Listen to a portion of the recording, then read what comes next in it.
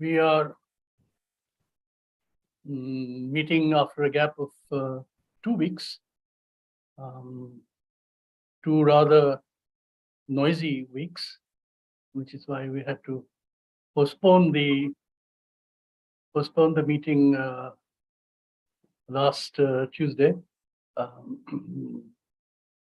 all because of celebrations, which whether they are they signify primitive or modern festivals, it depends on how you interpret them. But let's resume our discussion of Marx, Capital, Volume 1. And today we are supposed to look at the very last part of Capital Volume 1, the last few chapters. They're all very short chapters. And you may notice that in terms of the style of writing, they are very different from the rest of the volume. Because as we noticed from the very first chapter, which we discussed in detail, you'll remember that the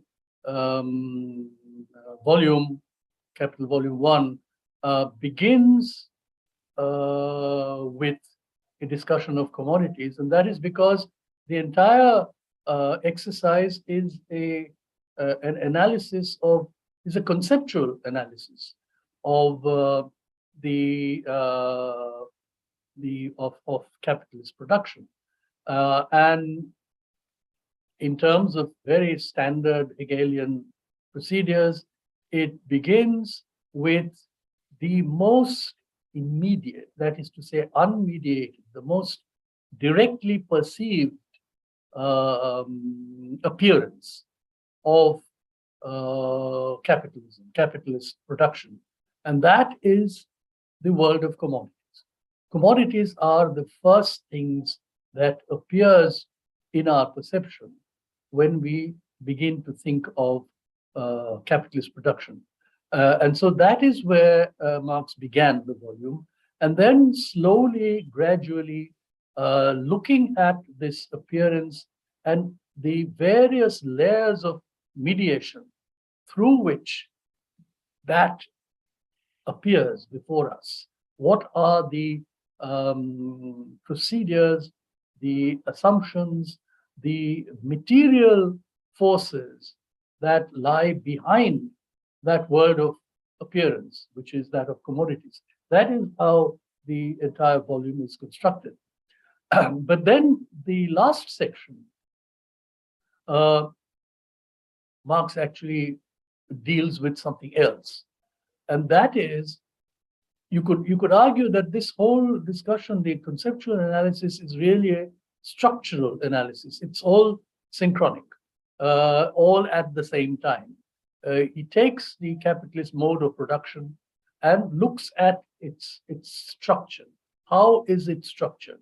What are the elements that constitute that structure, and what are the relations between those elements? That is how Marx organizes this volume.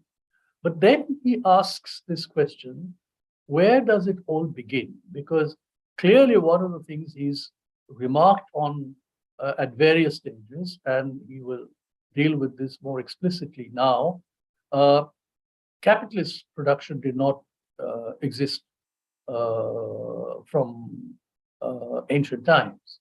It's a very, very recent phenomenon, as Marx describes it. And even as a recent phenomenon, it exists in its fully developed form only in a small part of the world, specifically Britain, which Marx is looking at in his time.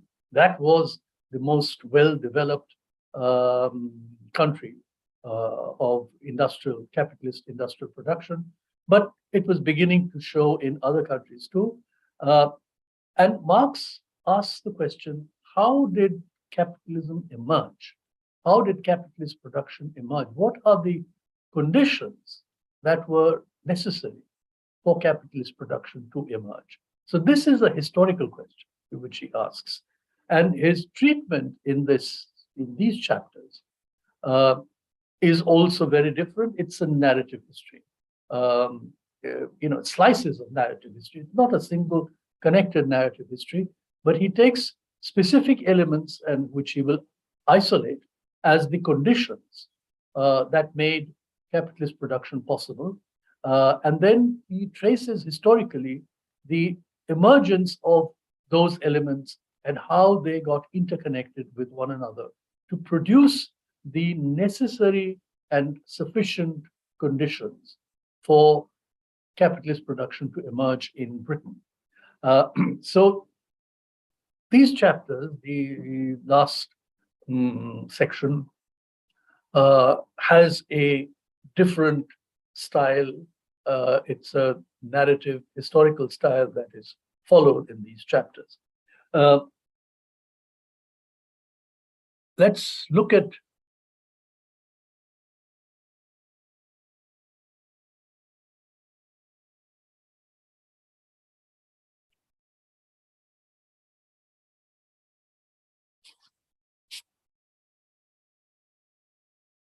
okay, so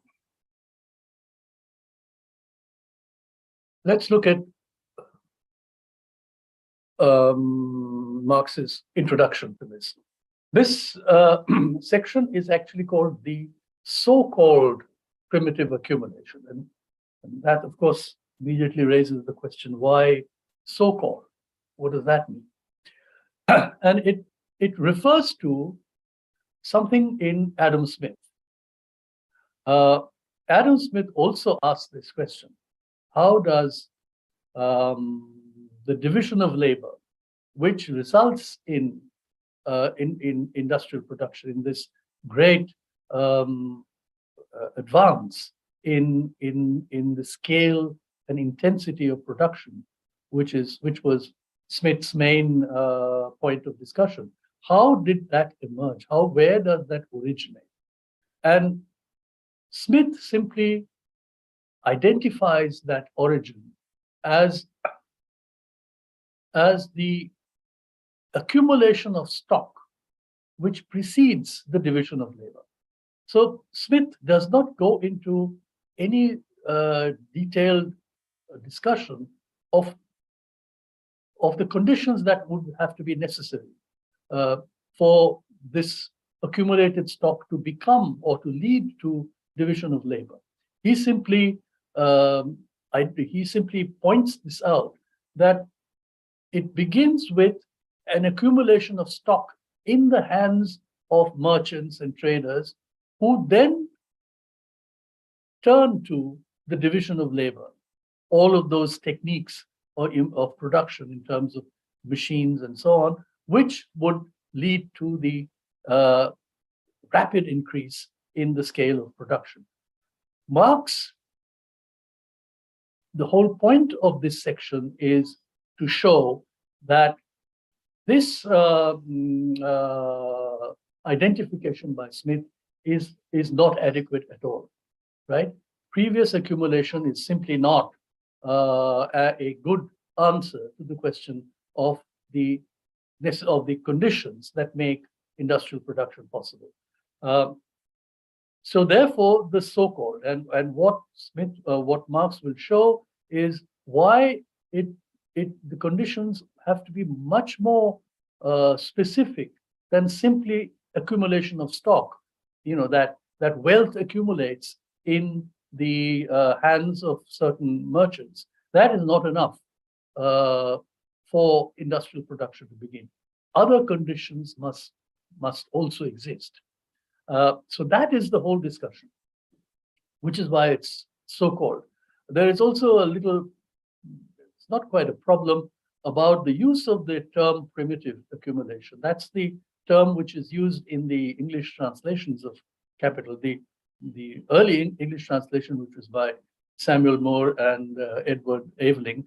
That is where the term primitive accumulation comes. Marx used the German word ursprüngliche. Ursprünglich means original or initial. And sometimes, in recent times, translators have preferred to use primary or original instead of primitive. But what is now the most standard translation, which is the Penguin edition, which is the text you will have, also uses primitive accumulation. So that's the much more familiar term. So we'll continue to use it, primitive accumulation. Now, Marx very clearly states that there are three key features of the primitive accumulation. Three conditions have to exist for capitalist production to begin. First, the direct producer is dissociated from his or her means of production, which basically means that in pre-capitalist forms of production, so let us take handicraft production, or let us take peasant farming. Whether in peasant farming, right, you have the farmer, the peasant, who owns the land or has possession of the land, whatever the terms on which he possesses it. But he has some claims or rights over the land. And then the farmer also has control over the other instruments of production, such as the implements, the farm, if for the various farming instruments, cattle, if that's necessary, seeds, and so on, are all the farmers, the peasant farmer, who arranges for all of these things, and then employs his labor or his family labor, and then produces a crop which is for him to dispose of. It could be entirely for the self-consumption of the family of the farmer, or it could be partly for self-consumption and partly sold in the market. But it's the direct producer who has control over both the means of production as well as the product. The same is true for the craftsperson. So you take, let us say, a weaver. The weaver, again, owns the instruments of production, or all the instruments that are necessary to produce the cloth, the raw materials, and then the labor is employed by the weaver with family labor or apprentices or whatever other additional labor is necessary. And then the product is also belongs to the weaver to sell in the market or exchange for other commodities or for money. This arrangement of the direct producer owning the means of production, this must be broken for industrial production, capitalist industrial production to begin, and we will see why. Secondly, this means of production, which used to belong to the direct producer, must now come into the possession of the capitalist. So the land which belonged to the peasant farmer, once the peasant farmer loses the land, that land will come into the possession of the capitalist. Third, the former peasant or artisan now becomes a propertyless wage worker selling his or her labor power, right? In other words, this direct producer who loses his or her means of production now has no other way of subsistence except to work for wages. In other words, sell his or her labor power to someone who is willing to buy that labor power, and that is the capitalist. Okay, now with these three features, you immediately see what is the missing element in Smith's description of industrial production as simply the beginning of the division of labor. Because it's not simply the division of labor in terms of better techniques, labor-saving techniques, or the intensification of the product or rise in the productivity of labor. That is not simply the only condition that makes capitalist production possible. If you are going to have an owner of capital who owns the capital, right, and owns the means of production, that is to say, all the machinery in the factory, there is the third element that is necessary, which is to buy labor, buy the labor that is going to be employed in that factory to work on those machines. Where is the capitalist going to get that labor if all of available labor is employed in activities where the laborer owns all the means of production? In other words, if, let us say, imagine a situation where the entire working population is employed either as peasant producers, direct peasant producers owning their land, or as crafts manufacturers owning all their implements, right? That's all the entire working population. And then on the other side, you have these merchants who have accumulated a lot of wealth and wants to invest in industrial production. They're not going to be able to do so because they're not going to get laborers to work for them. This is the key condition that Marx is pointing out, which Smith does not recognize. Now, you could make a historical argument as to why Smith did not see this, because in Smith's time, in the late 18th century, the whole point of what was remarkably new about the new factory productions was simply the spectacular increase in the productivity of labor made possible through the division of labor. There was still not a question of not having enough laborers. This was not a problem in Smith's time, at least not a significant problem. And so Smith did not see it. Smith's, in terms of Smith's understanding of industrial production, one, he saw it as largely a competitive market economy where all the producers were small. There were a large number of small producers. So nobody had monopoly control over the market. And so his understanding that markets would allocate a fair distribution of benefits, of returns, which would make even the poorest producer, the poorest laborer, would still have a better condition of living, better standard of living than used to be the case earlier. Smith did not see the problem of a lack of laborers, of industrial production, of factory production increasing so rapidly that the major demand of an aspiring industrialist setting up a factory was to get laborers to work. This historical condition, which of course became very, very strong from the early 19th century, this is what Marx actually witnesses in the middle of the 19th century.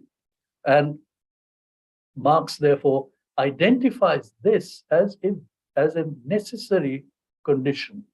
Only necessary, those three would be necessary and sufficient conditions for successful industrial production of the capitalist kind. So these Marx identifies as three key features, which he calls primitive accumulation. The primary accumulation of capital is not simply accumulation of wealth in the hands of some traders or merchants, right? But further, the availability of propertyless wage workers which becomes possible only if farm peasants and artisans are uh, dissociated, separated from their means of production, and those means of production come into the hands, possession of capitalists. So those are the three key conditions. Now, what's very important is the idea of free workers, because here Marx is actually pointing to a very ironical, it is not simply a matter of rhetoric, it is in fact a historical irony, that the emergence of free workers is a necessary condition. But workers are free in a double sense. This is the sort of historical irony, you might say, that Marx is pointing out. On the one hand, they are neither means of production for others.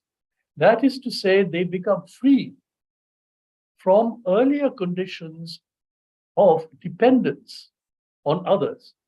They are not slaves, which may have been true for some pre-capitalist modes of production. Slavery was one such mode. The free laborer in a capitalist economy is not a slave. He's not dependent on anyone. Nor is he or she a serf in the sense of a tenant farmer who is bonded to a landlord and must pay rents. So therefore, the land is, in a sense, the legal possession of the landlord. And the tenant is dependent on that landlord for his access to that land, for which he must pay a certain portion of the produce as rent. That is also a form of dependence.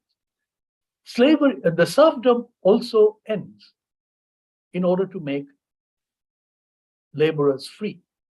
So the free laborer, in other words, is not tied to any form of social dependence with any other superior rank holder in society. The free worker is free to take up any kind of employment that he or she wishes. Okay? So they are free because they own neither the means of production, neither are they means of production for others, as in slavery or serfdom, nor do they own means of production themselves. So all of the earlier forms of production are therefore ruled out here. It's not slavery, it is not serfdom, nor is it that of the free farmer, the self-sufficient farmer or subsistence farmer of pre-capitalist times. In other words, nor is this new worker, this free worker, tied to his own land, which he or she must cultivate for subsistence. This farmer, this new worker, does not own any land, nor does he own any means of production such as a loom or any other implements for any kind of artisanal craft. So the only possession of this propertyless worker is the power to work, the labor power, the ability to work. That is the only commodity, and that must become a commodity. Somebody must be willing to buy that commodity, just as any exchange in a market requires a seller who has ownership of that commodity, and a buyer who has some use for that commodity, right?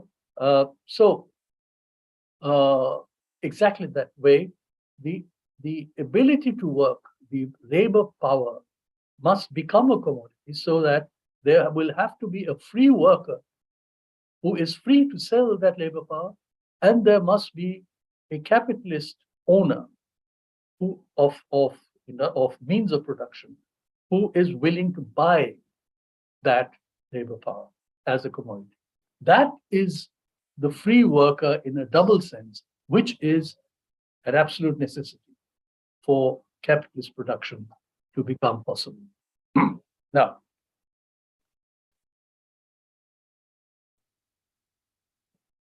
two historical preconditions which creates this mass of free workers in England. And those preconditions were first the emancipation from serfdom, and second, the expropriation from the land. In other words, first, those who were dependent as serfs, for instance, tenant farmers, who were tenants on the landlord's property. With the emancipation from serfdom, and this happens in England over a spell of 13th, 14th, 15th centuries, 14th century. By the end of the 14th century, more or less, serfdom comes to an end.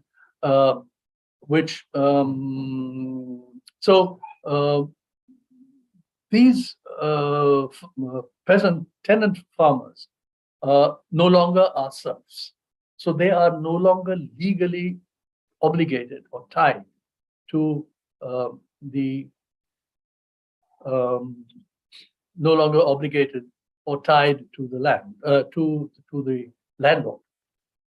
And secondly, expropriation from the land. And the second condition that must happen is that now that these earlier former tenant farmers become possessors of their own land, now they must be removed from the land. They must be thrown out of the land. And this happens in the 16th, 17th centuries. These two historical processes created a mass of free, unprotected proletarians without any property. Proletarians is a term which, again, Marx and Engels have already used this term earlier in the Communist Manifesto, for instance.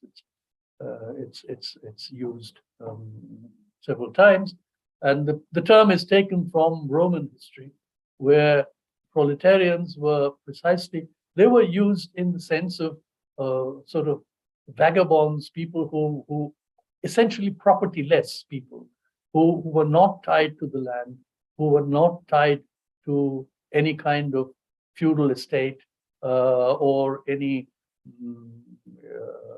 overlord, and simply roamed about. And those were proletarians. And so that is the term which returns in 19th century Europe to describe this new class of industrial workers who have no property. Okay, proletarian, essentially this becomes the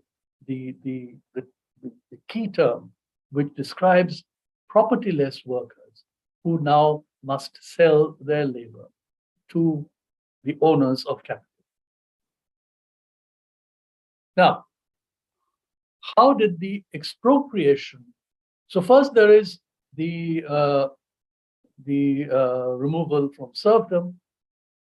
Then there is the expropriation of free peasants. So the former serfs had become free peasants. This takes place in three ways. First, there is the confiscation of church lands during the Reformation. That's 16th century. The Reformation in England, Henry VIII onwards, and through that period of Reformation, you have church lands which are taken away. And the church lands, once they are taken away, that frees up a lot of peasants who were earlier tied to church property as dependents on the church. Secondly, the feudal tenure on land is abolished. So the old forms of feudal tenancies between landlords and tenants, they get abolished. Again, this is 16th, 17th century. And then there is this very classic English phenomenon of enclosure of the commons. We'll look at this in a minute. Enclosures meant that all the lands which were common lands, and as in many agrarian societies, you have the same phenomenon in India too. You have lands which specifically belong to, in Europe, for instance, the standard form was land or domain land which belonged to the lord. This was sort of the land which was directly owned by the landlord. It was part of what was called the manor. In India, that would have been called the khas lands of landlords. And then there was land which was distributed to tenants. And there were all various kinds of terms by which the tenants were tied to a landlord, and various rent arrangements were in place. So that is basically feudal tenure on land. And then you have common lands. These were lands which were part of a village where everyone had access, and that is largely in order for cattle. So cattle which were owned by individual farmers were allowed to graze on those common lands. And those common lands did not belong to either directly, well, the landlord did not use it for production, and the farmers did not have any individual possession over those common lands. Enclosures, and we'll see why that happened, landlords began to use their supposed titular rights, their titles to common lands, and fence them off, so that they denied the peasants of the village access to the farms, to the common lands. And enclosing them, landlords began to lease them out to the new capitalist farmers. And we'll see what these capitalist farmers were in a minute. But so that way, once the commons shrank, it also meant a great increase in the costs of peasant farming, right? Because now the cattle had to be fed, and there was no common land to graze. And so this became an additional reason for farmers to essentially give up farming after a point of time, because it was uneconomical. It could not be sustained. All of these three things, so these three processes, being released from the church lands, being released from feudal obligations, and enclosure, all of these three, mind you, made the farmers more free. But having been made free, it became more and more difficult for them to continue their free production of the sustainability of their individual peasant farms, and led to their leaving the land. All of those expelled from the land now could not be immediately absorbed in urban manufacture. And this created a whole spell, especially 18th century was a very major period of this, 17th, 18th centuries. Laws against vagabondage. So this led to a whole spate of farmers who left their villages because they could not sustain themselves on agriculture anymore.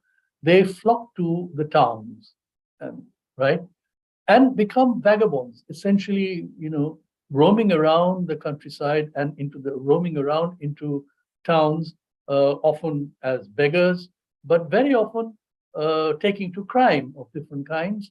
And so the vagabondage became a major problem for the ruling classes in England at this time. And there were laws against vagabondage. The police were entitled to arrest people who were without a place of residence, living on the streets, for instance, and they would be taken away into prison. And soon there would be the opening of workhouses for the poor. Very, very soon it became obvious that simply to put them in prison was not a solution, because then it devolved upon the authorities to actually feed them in prisons. So they turned prisons into workhouses for the poor. The poor were made to work in these places for their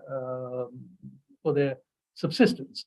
And then this was the period when sending them to penal colonies, Australia in particular became a favored penal colony, where a very large number of so-called, these small petty criminals of all kinds were sent off, simply packed off on boats and sent to these penal colonies and told to, well, there's plenty of land, you fend for yourselves. And we'll come back to this because Marx, in fact, in one of the chapters, he actually talks about penal colonies and settlement there. And then there was something called maximum wage legislation, especially in the 18th century. It sounds strange to us because we are much more familiar with minimum wage legislation in the period of industrial capitalism, when there is a pressure on government to fix a minimum wage, which must be paid to any worker. In the 18th century, 17th and 18th century, there was maximum wage legislation. So that, for instance, in various occupations, such as, where Marx gives examples in that chapter, tailors and I think weavers, blacksmiths, I think, various English towns and so on had laws as to the maximum wage that such people could charge, right? This was all to keep wages depressed, because wages were a charge on the relatively better off sections of the population, right, who were obviously much more influential. And so there was an attempt to keep down the wage rates of working people who were no longer in agriculture. Okay. Now, to come back to the question of the capitalist farmers, especially what happens to these common lands, which are fenced and leased out. These are the people to whom the landlords began to lease out the land, because they were prepared to pay much higher rents on the lands than the tenant farmers would have were used to paying. The capitalist farmer was different from the owner peasant. So this is the big distinction between the tenant farmer or the former tenant farmer who becomes the free peasant holder, right, with titles to a small plot of land. The capitalist farmer is different because, one, he produces entirely by employing wage labor. So unlike the owner peasant, who principally uses family labor, there may be some additional wage labor, but the principal component is family labor.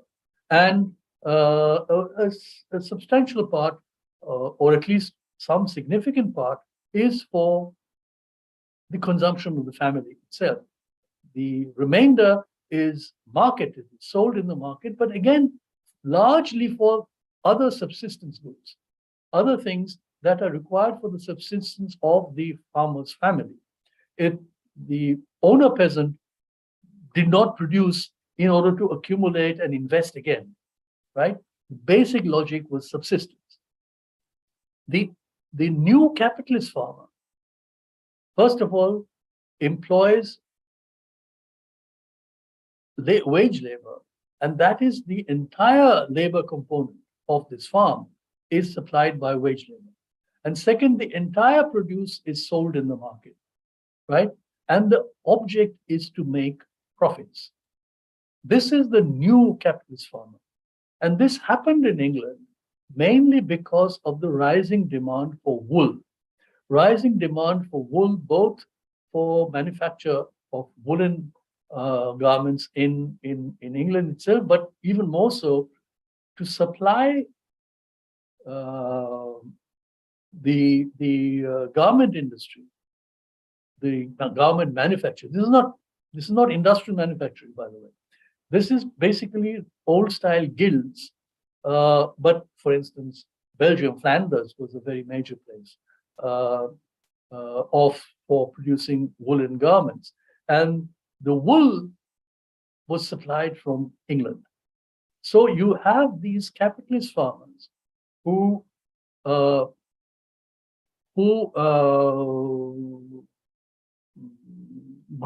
basically they have all of these sheep on these farms, which they have leased in from landlords, paying much higher rents than the peasant farmers, right?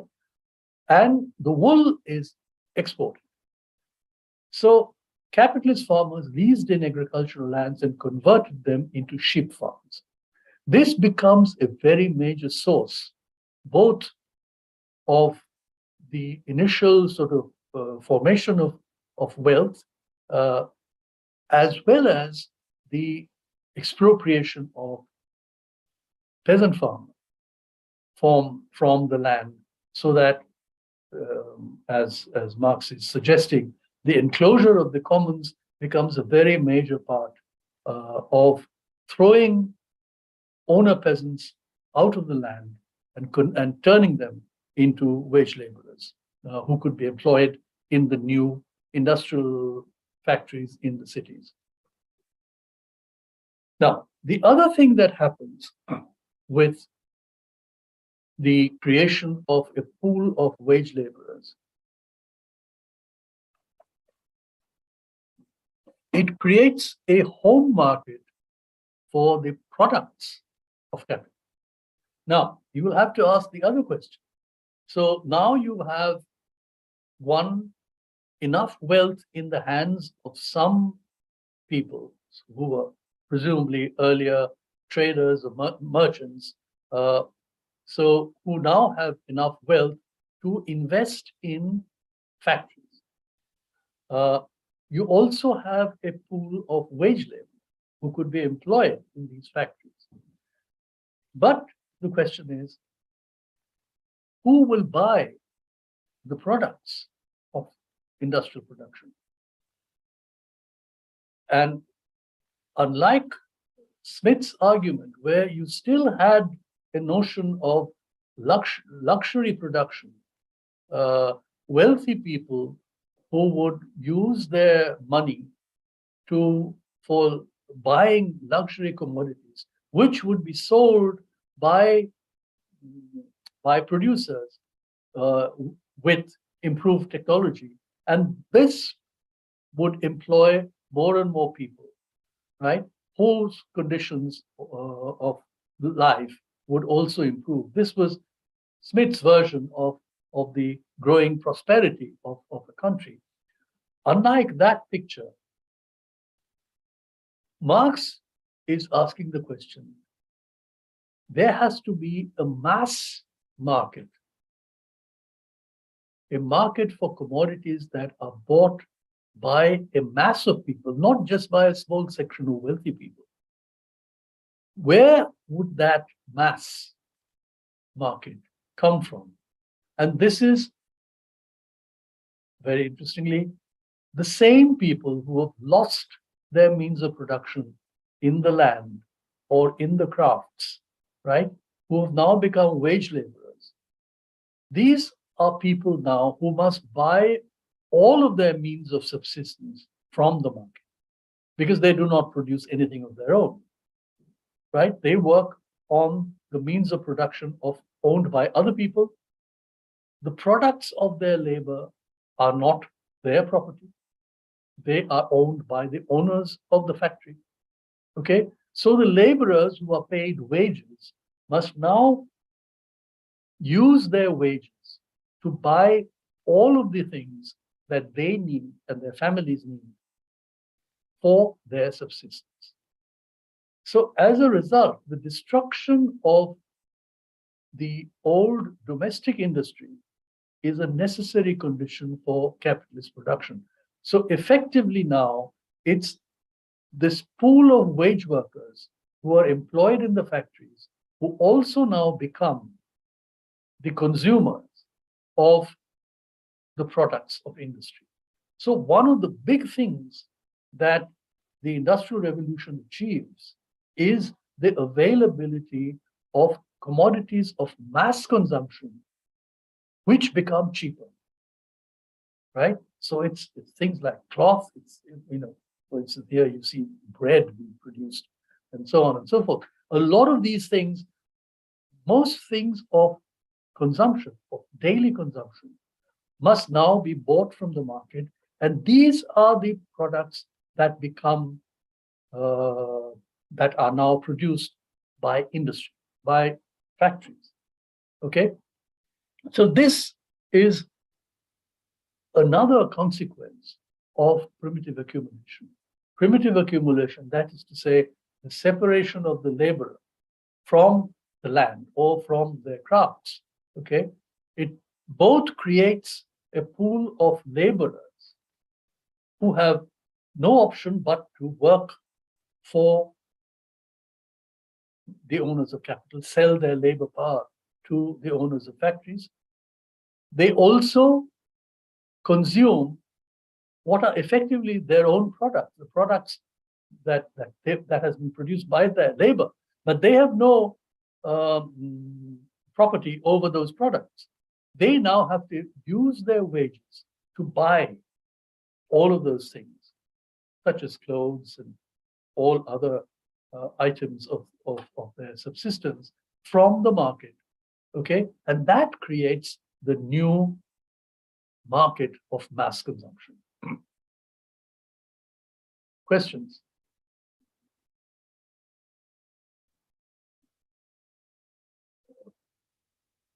Any questions so far?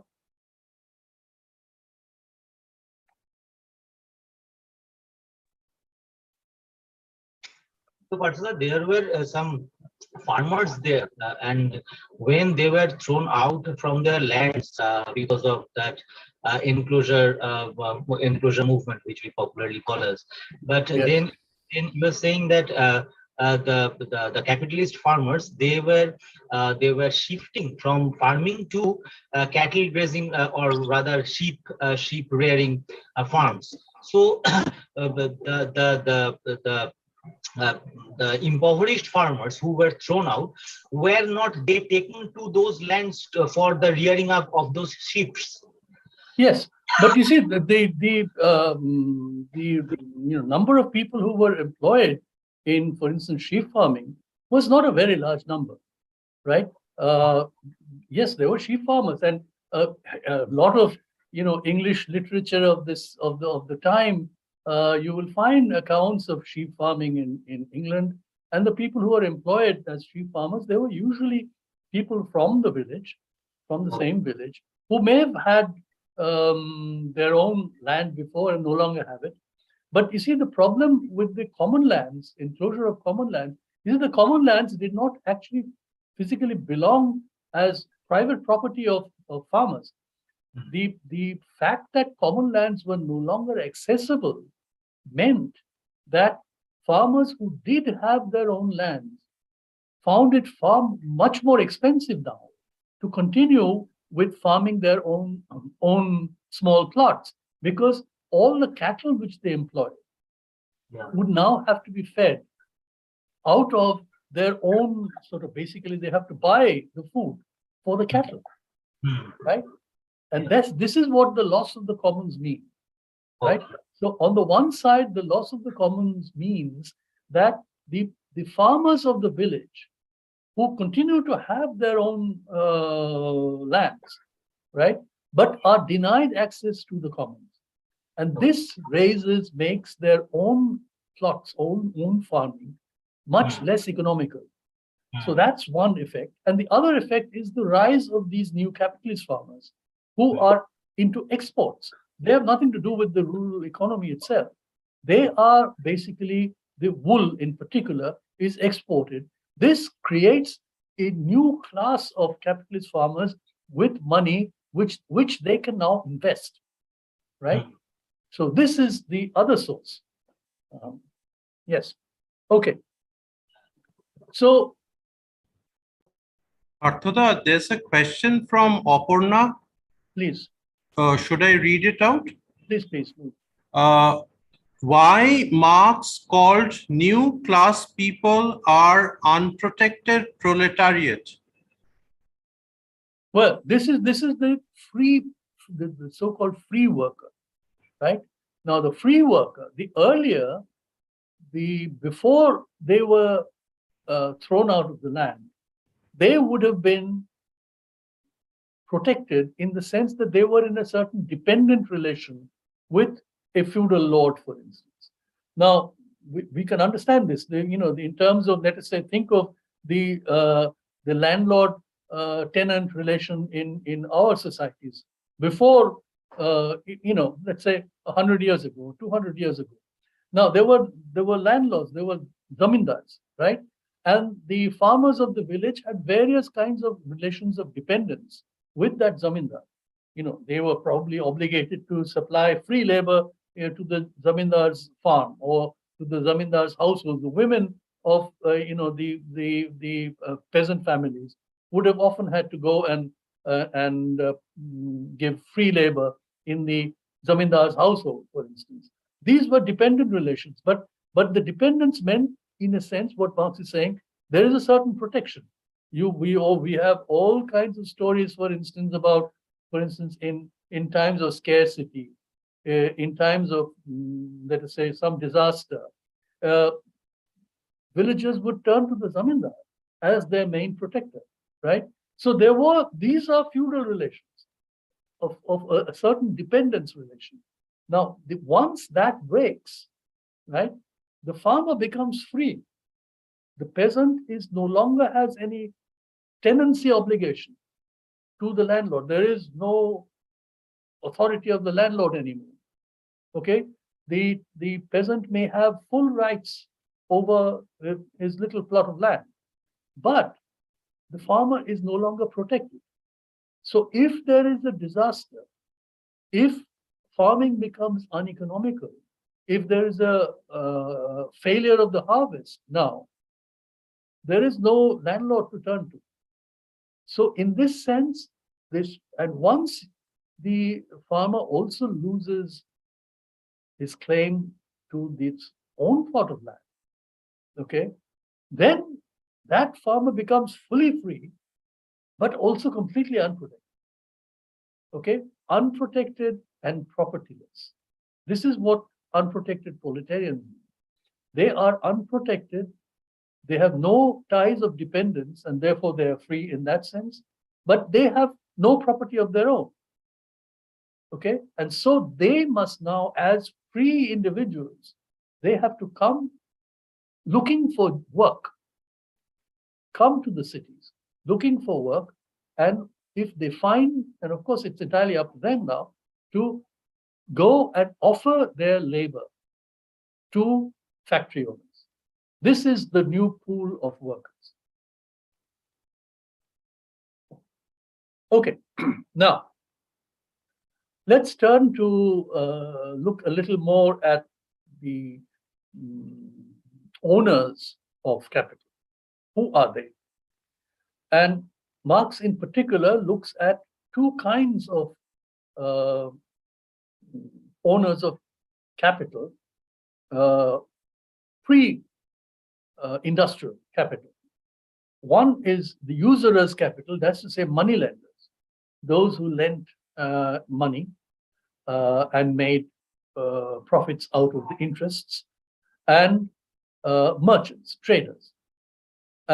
Now, usurious moneylenders' capital and merchants' capital existed in the towns of feudal Europe for a long time, as in fact they did in other countries as well. So we are very familiar in Indian history, for instance, of traders who are often very big traders, overseas traders, people who traded on sea routes as well as land routes.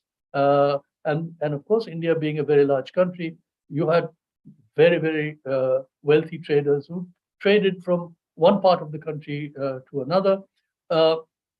And this has existed for a very long time. But because of the feudal system in the countryside and the artisan guilds in the town, they could not become industrial capital. So think of the merchant who has made a lot of wealth, right?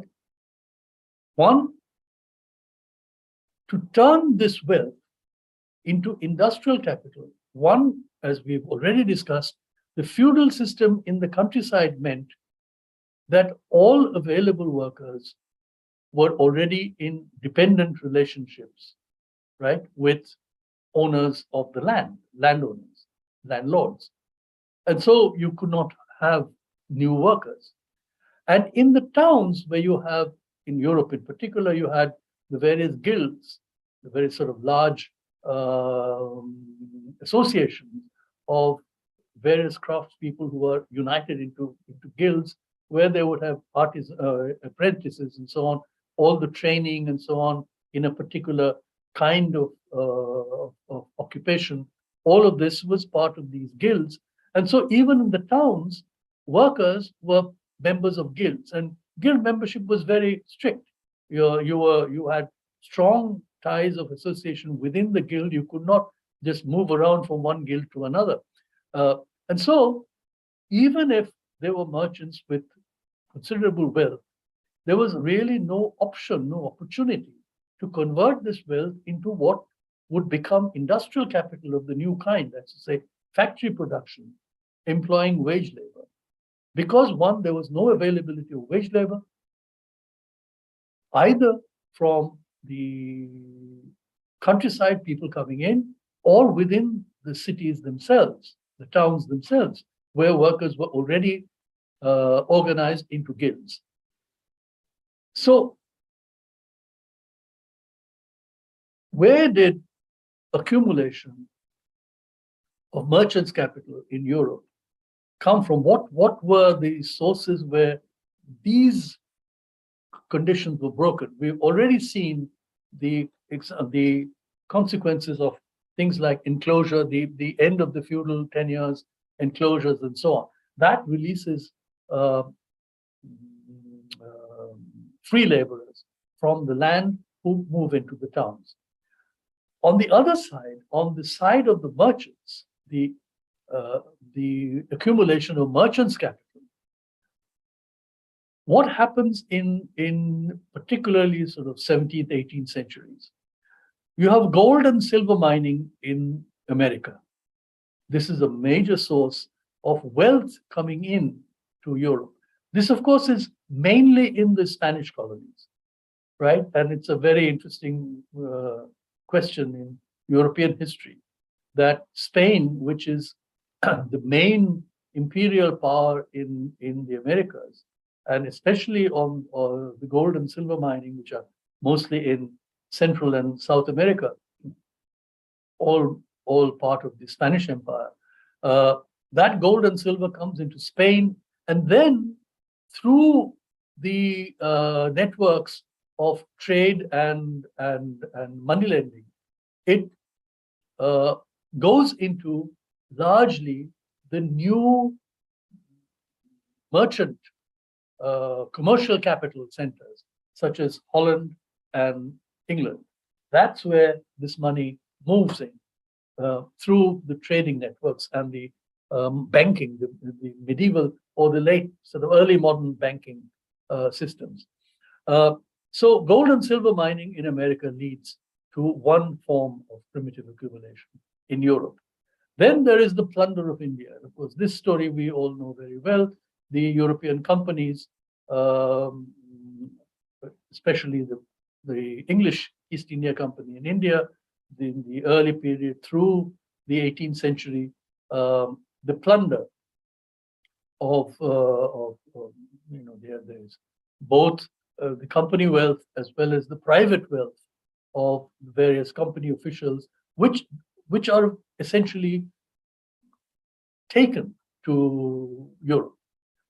So this is plundered wealth which moves into Europe. Then there is the slave trade, the African slave trade, in which most European commercial countries are deeply involved. The hunting and selling of buying and selling of African slaves. Then there are the plantation colonies in the Caribbean, where you have the employment of slave labor to produce commodities like sugar, for instance, and cotton, which are produced for the European market, for the various towns, and essentially luxury production, luxury consumption in Europe. Sugar, mind you, was not a very commonly used commodity in Europe until the 18th century, really. Before that, it was fairly sort of luxury product, imported sugar. These were all part of primitive accumulation because they led to the accumulation of merchants' capital in Europe. So there is that short chapter in Marx in this section where Marx discusses these factors. Now, in all of these, and this is the important point that Marx is making here, that the force of law, that is to say, the role of the state, was very, very important in the breakup of feudal society.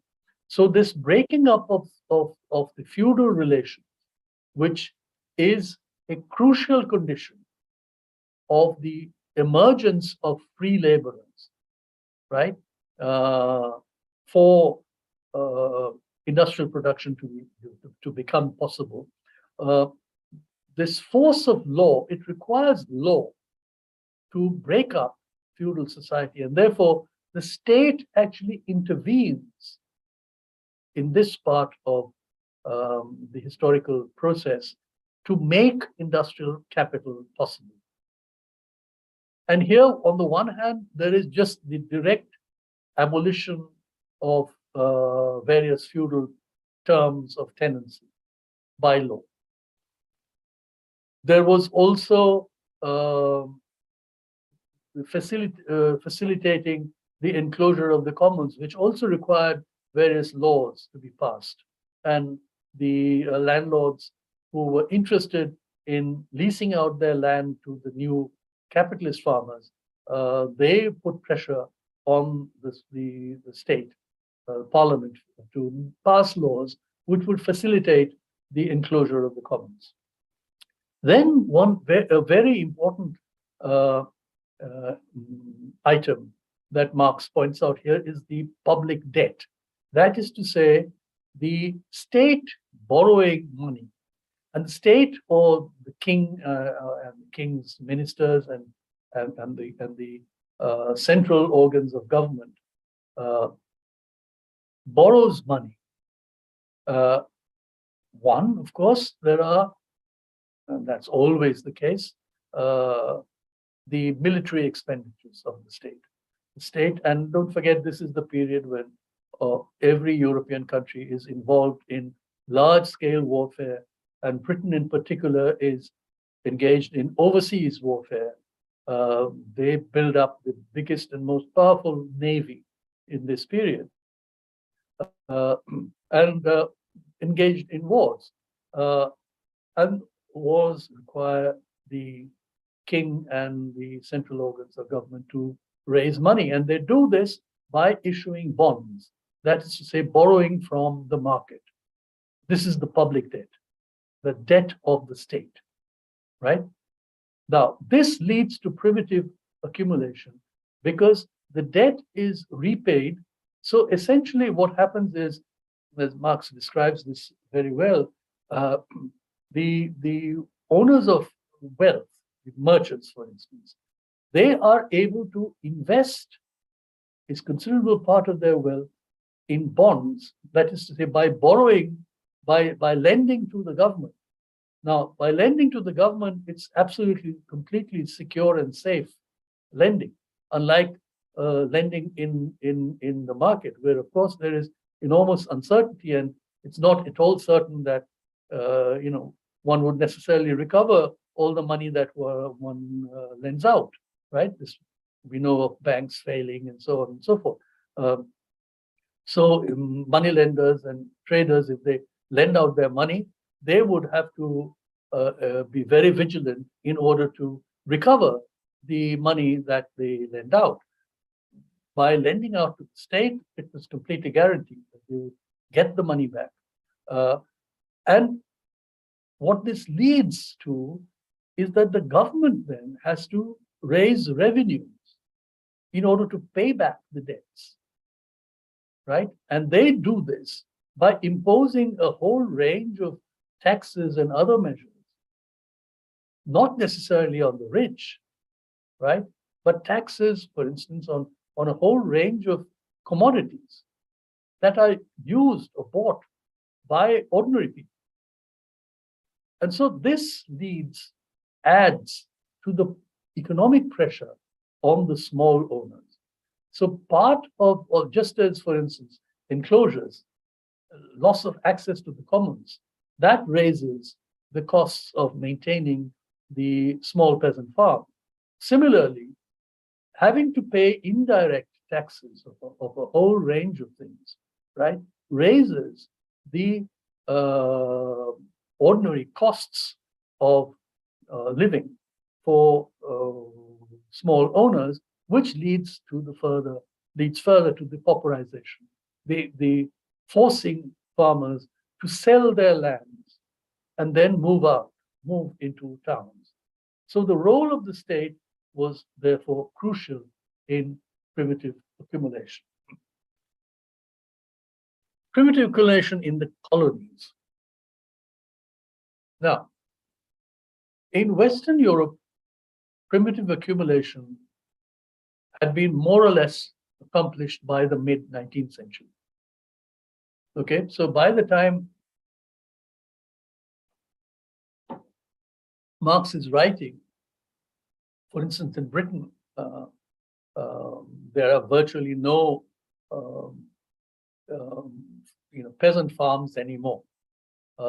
It's either large capitalist farms or most workers have already moved into the towns. Primitive accumulation, more or less, done by the mid-19th century. But the colonies, and this is where a lot of new kinds of developments take place. In the white settler colonies, so colonies, for instance, all of the Americas, Australia, New Zealand, and so on, white settler colonies, cheap land meant that most settlers were small owners.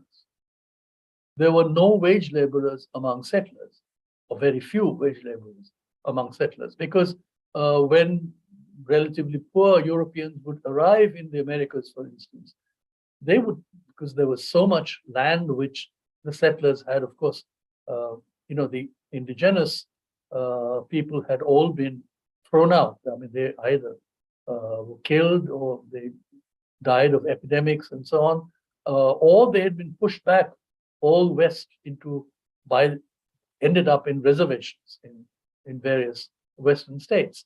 But on the eastern seaboard, for instance, which was the main colony, the European colonies there was abundant land.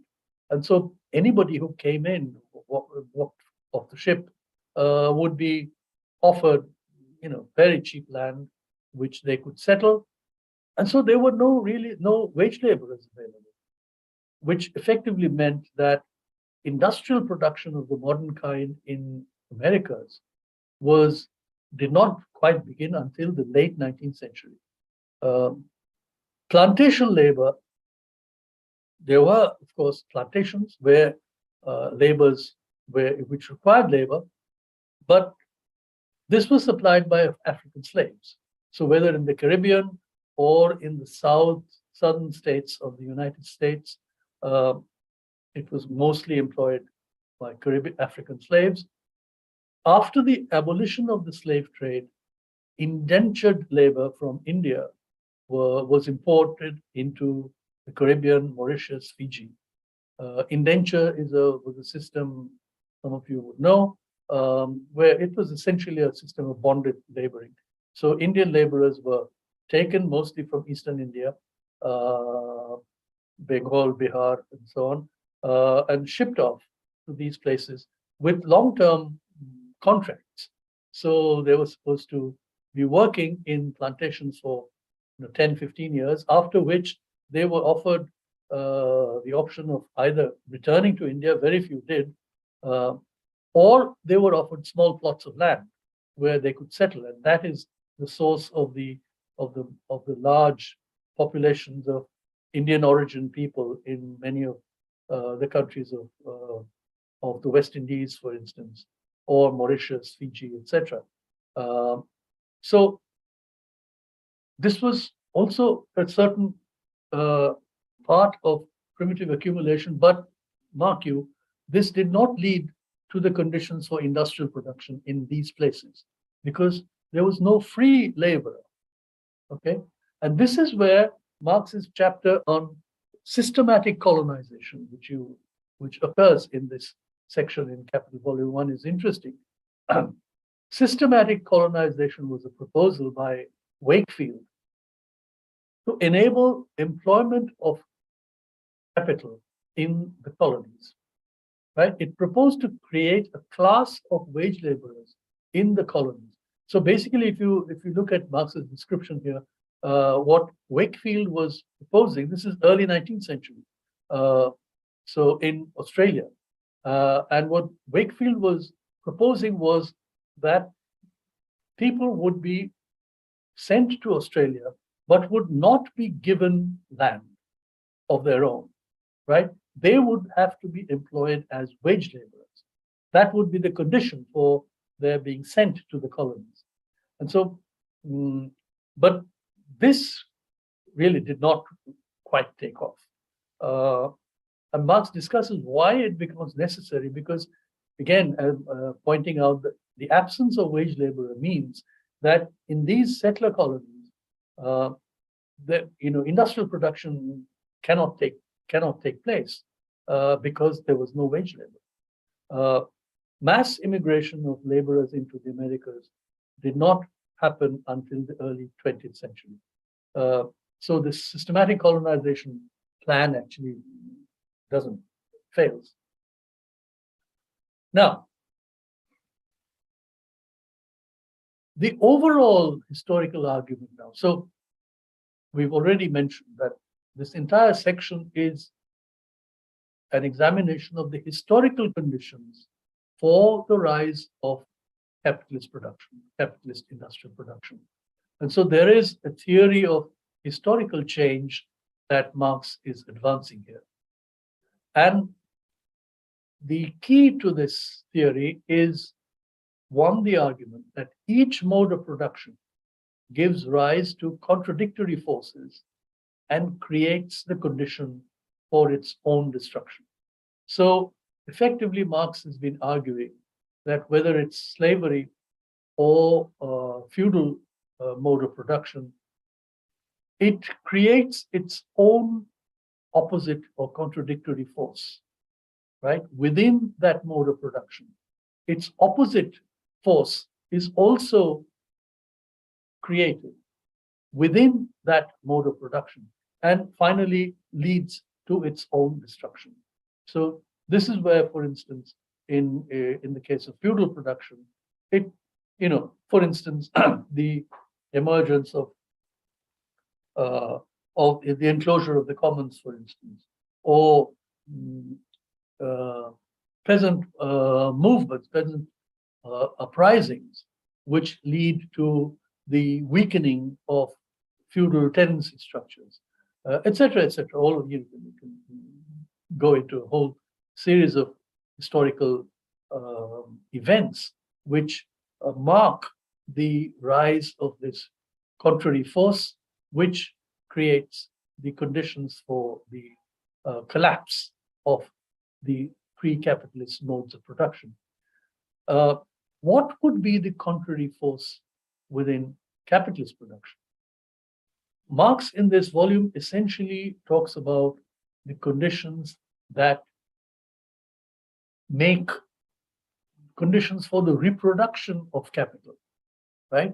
How does capital continue to produce, to accumulate capital? This capital is reinvested again, right? And leads to a further expansion of capital. How does it continue to reproduce? That is the basic conceptual analysis in this volume. Now, what is the contrary force? So Marx discusses this in this historical chapter here, conditions for historical change. In capitalist production, technical progress leads to the centralization of capital. Centralization meaning more and more capital, more and more larger size of means of production, more machineries, larger factories, right? That is what technical progress would give rise to. So basically what Marx is suggesting is that with the growth of capital, with the further accumulation of capital, right, factories would get larger, centralized, more and more capital would become centralized, okay? This would lead to what Marx is calling the socialization of labor. That is to say, more and more workers would be brought together at one place. Now, this is very important for Marx's understanding of the political possibilities now within capitalist production. What are the political conditions it gives rise to? So one of the very important conditions is that with the with technical progress, with more and more workers being assembled at one place, it also creates the possibilities, right, for workers to come together. One, to organize in trade unions and so on. And second, also the possibilities of cooperation in production. This is always part of Marx's understanding that, in fact, the contrary force, right, to capital would be workers who would cooperate to continue production on the same scale or even on a larger scale. Okay? This creates the historical condition for the expropriation of capitalists by socialized labor. Okay, this is broadly the terms in which Marx puts it in this particular chapter. It's a very brief and concise chapter, but the basic argument is that with technical progress, the more and more capital accumulates, the more there is increase in the productivity of labor, better and larger factories, right? More workers are brought together at one place. Capital itself brings together larger and larger bodies of workers and creates the possibility for workers to organize and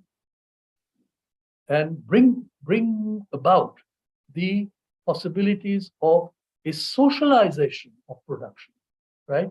Workers themselves organized to take over production from the hands of capitalists. Okay, this would be socialized production by workers themselves. All right, let's, if there are questions now, because then I will move to a discussion of why this question of primitive accumulation in Marx's discussion may be relevant today, because in Marx's historical discussion, primitive accumulation was something that happened at the origin of capitalist production, right? Once capitalist production takes over, primitive accumulation is a historical phenomenon.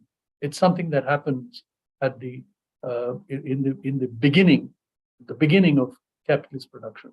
But so, which is why, you know, in Marx's treatment, it's all a historical treatments. Think how were things in the 15th, 16th, 17th, 18th centuries, all right, leading to industrial production in Britain in the 19th century, right? All of that is the earlier history.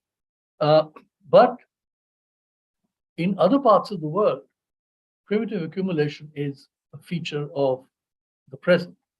But before we come to that, if there are any questions about Marx's discussion so far, and then we can move on to a little bit of discussion on this. Questions?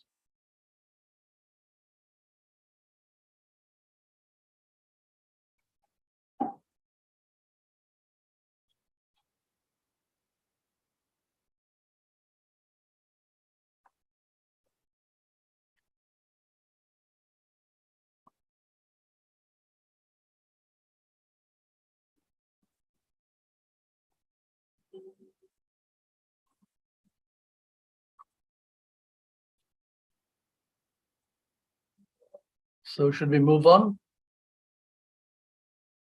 All right. So some of you may be familiar with David Harvey's discussion of accumulation by dispossession. He calls this accumulation by dispossession in his book, The New Imperialism. And that has led to some discussion in recent times. But there is another very important intervention by Karl in his book, Rethinking Capitalist Development, where the question of why primitive accumulation is still a very important phase of contemporary capitalism in other parts of the world has been raised, and why that is that remains a very live topic, because it opens up a very different way of looking at Marx's analysis. Shandal has extended Marx's discussion of primitive accumulation in the context of contemporary capitalism by turning our attention to capitalist development in post-colonial countries. We gain a new angle on the analysis of capitalism in Europe. And what is this new angle? Now, Marx and Engels described the global spread of capital as breaking down the Chinese walls of traditional societies and transforming pre-capitalist institutions in its own image. This, of course, is the famous exhortation in the Communist Manifesto, 1848, where Marx and Engels speak of the global spread of capital as essentially progressive, breaking down all of those old structures of traditional society, which have kept those societies. And specifically, he does. This is why the term Chinese walls is used. Traditional societies like China and India, or the Arab countries, for instance, where despite the fact that they all had very highly developed trading and manufacturing economies, of course, the industrial products of China and India were much sought after in Europe and led to a great deal of European trade and later, of course, colonial conquests in these parts of the world. So these were very highly developed bureaucratic societies with developed handicrafts industries and trade and banking institutions, a great deal of very wealthy merchants, etc., etc. And yet, Marx kept referring to the fact through many writings of why these societies lacked the dynamism of Europe. Why, despite the accumulation of wealth in the hands of the wealthy, there was no move towards industrial production, towards capitalist production. And what Marx and Engels basically suggested, especially in the Communist Manifesto, was that the global spread of capital now, accompanying the spread of European empires, would break down these traditional structures and make possible for capitalist forms of production in these economies, leading to their dynamism and progress. Now, from the evidence of post-colonial capitalism, Shandal questions this proposition. He argues that capital often retains and sometimes even creates forms of labor and production that do not belong to the domain of capital. And we'll see what this means in a minute. So the whole historicist narrative of transition from pre-capital to capital is something that Shandal actually questions. It says it doesn't necessarily happen that way everywhere, because capital, even if it enters these economies, does not necessarily break down all of pre-capital, but retains pre-capital. Many pre-capitalist relations and institutions are retained as parallel structures to capitalist institutions.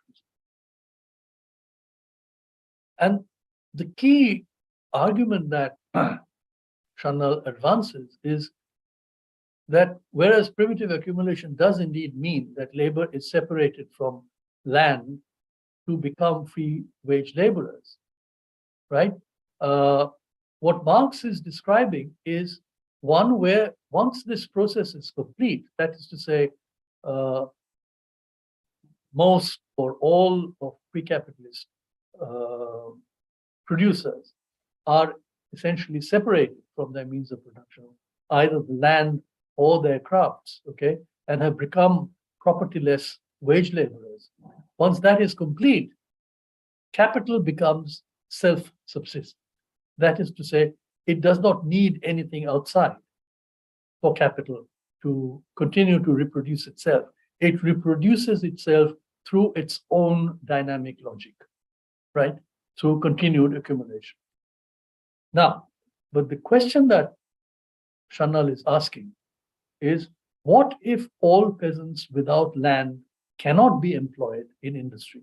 So what would happen if all of these former peasants or artisans who become free workers, if all of them cannot be employed in industry, right? What would happen to these people? What if there is an absolute, not a relative surplus labor? The distinction between absolute and relative surplus labor is there in Marx itself, because Marx, when he's speaking of the pool of free workers in industrial towns, for instance, there is always a certain population which is temporarily not employed. It's an outside pool which remains available. So this is what happens, for instance, when production increases. For instance, the market is good, production is growing, there's greater demand, and so more workers are employed. And then there are periods of depression, periods when the demand has fallen, not enough goods are selling, right? At that point, the factories will reduce production workers will be thrown out of work, right? Unemployed, and a certain unemployed pool would remain. But this pool of unemployed, which Marx is calling relative surplus labor, is always there, available to be used when necessary. But what Chanal is suggesting is that there is an absolute surplus labor, which can never be employed by industry. Okay, what if there is such an absolute surplus labor? What happens to that population? And that's the question Chanal is asking, and it can be asked even about the 19th century account of European capitalism. Marx's account is incomplete because there was indeed an absolute surplus population created by the rise of capital in Europe. This surplus was politically managed through emigration, deaths in war, famine, and epidemics. Now, these are not actually taken into account by Marx, okay? But if you look at the populations involved, the size of these populations involved, they are quite significantly large. So where did this surplus population, this absolute surplus, where did this surplus population go? So in the sort of 100 years or so between 1815 and 1920, 60 million Europeans migrated to the Americas. So that is not a small population. Okay, 60 million people.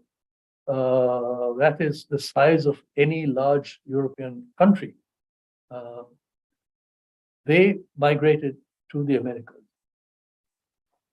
Look at the number of people who died in the European wars in this period. 1 million people died in the 7 Years' War. It's the middle of the 18th century. 5 million died in the Napoleonic Wars. That's the early 19th century. 20 million died in World War I. 50 million people died in Europe alone.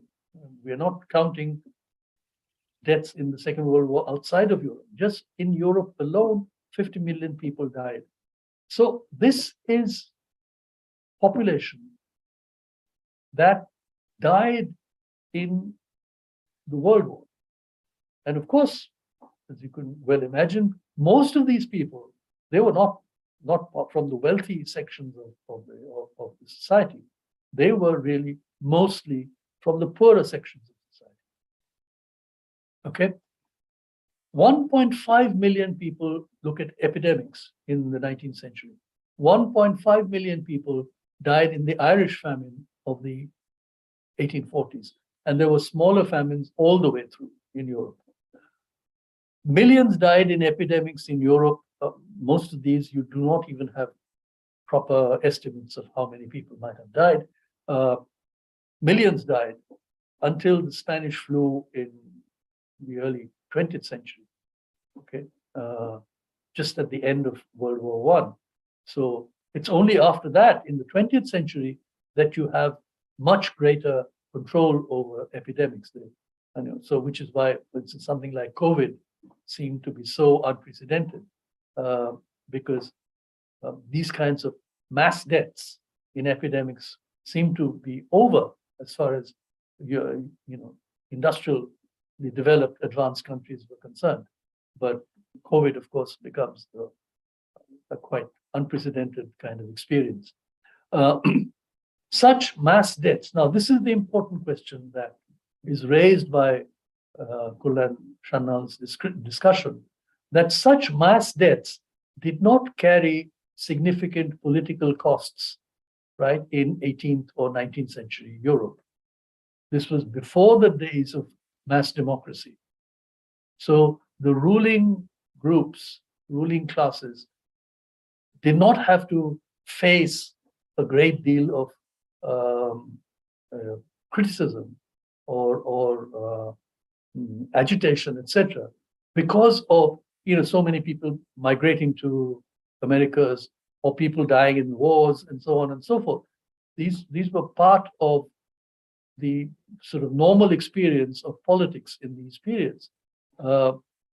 It's only later in the 20th century that these kinds of things, for even things like deaths in wars, I mean, it's only in the second half of the 19th century that, for instance, that in advanced European countries now you have a great deal of hesitation about sending soldiers abroad and soldiers dying. So we had this, of course, the Vietnam War in the US was a major turning point here.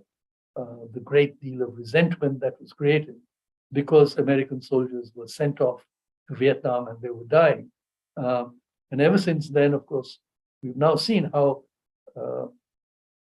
wars are actually now carried out with greater and greater use of technology, so that fewer soldiers from the developed countries, even though all of the the great countries of the world are involved in wars, but they don't want to have their own soldiers dying there because politically it's risky. But this is a very new condition. This is what Sanyal is suggesting, that in the phase of primitive accumulation of capital, large numbers of populations. So it's not simply that the population that was expropriated and thrown off the land or thrown off the crafts, or the artisanal crafts, all of them were not necessarily absorbed by the new capitalist industry. There was an absolute surplus population which either emigrated or which died in wars and epidemics and even famines. Now, in the Americas, we've already mentioned this. American Indian populations were expropriated by European colonists to seize their land. So they were thrown out, but the expropriated indigenous peoples were not included in the colonial economic formations. So certainly in North America, the so-called American Indians, they were not part of the labor force. They were not employed anywhere.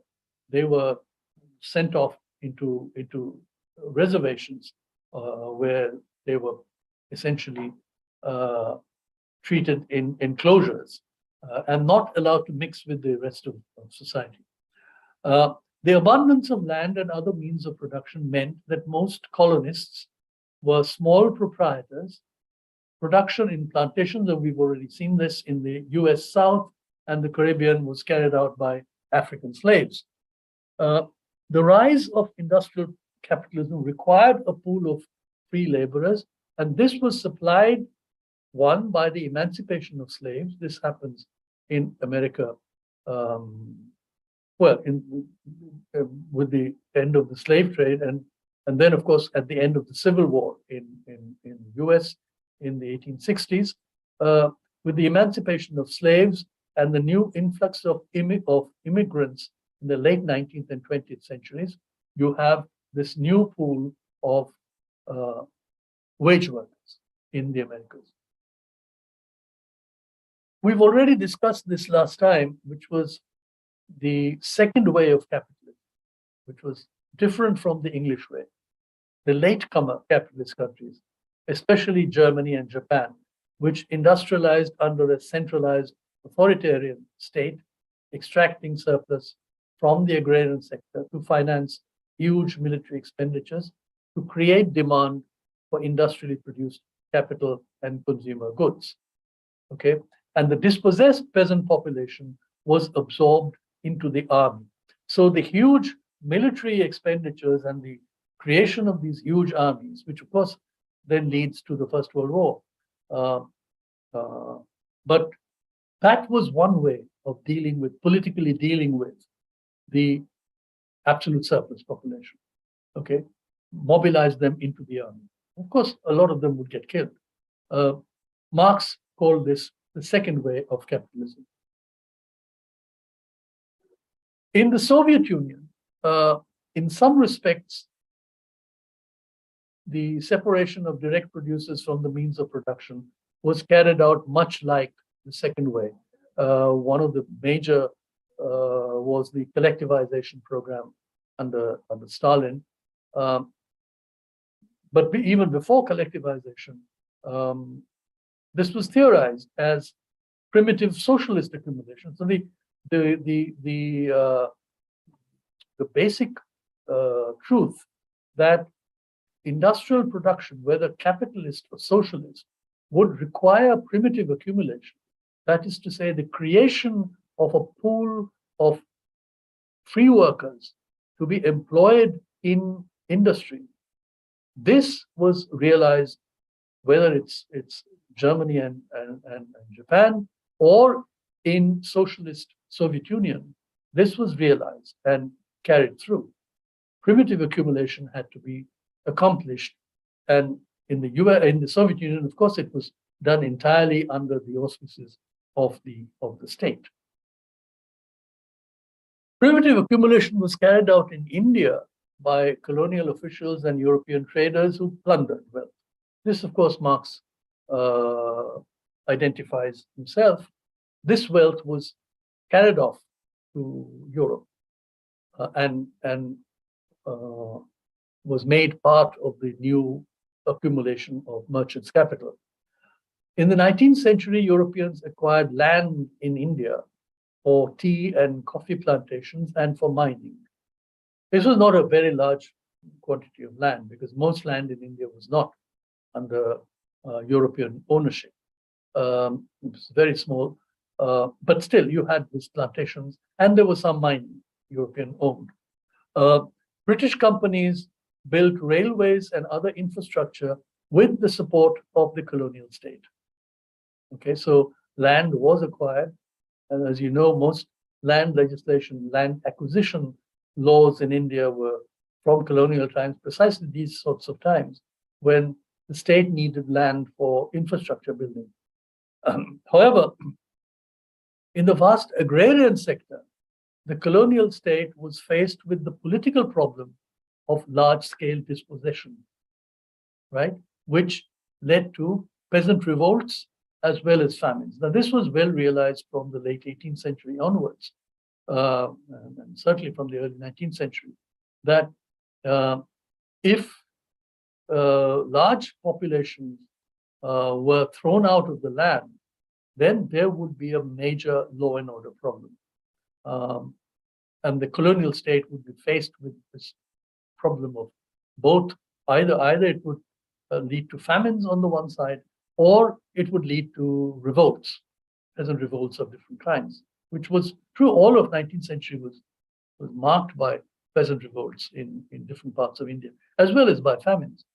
Hence, while promoting capitalist property, the colonial state was forced to protect tenancy rights of peasants. So you will find in every region of India under colonial rule, particularly through the 19th century, various attempts by the colonial state to protect small farmers from the effects of commercialization and so on.